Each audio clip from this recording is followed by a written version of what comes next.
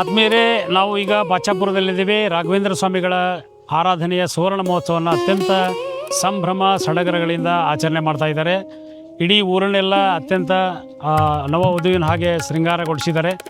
ಹಾಗೆಯೇ ಈ ಒಂದು ಪ್ರವೇಶದ ಹಂತದಲ್ಲಿ ಕೂಡ ಭಾಳ ಅದ್ಭುತವಾಗಿರ್ತಕ್ಕಂಥ ಕಮಾನನ್ನು ಕೂಡಿಸಿ ಬಂದವರಿಗೆಲ್ಲ ಕೂಡ ಒಂದು ಉತ್ಸಾಹವನ್ನು ಕೊಡುವಂಥ ಕೆಲಸವನ್ನು ಮಾಡಿದ್ದಾರೆ.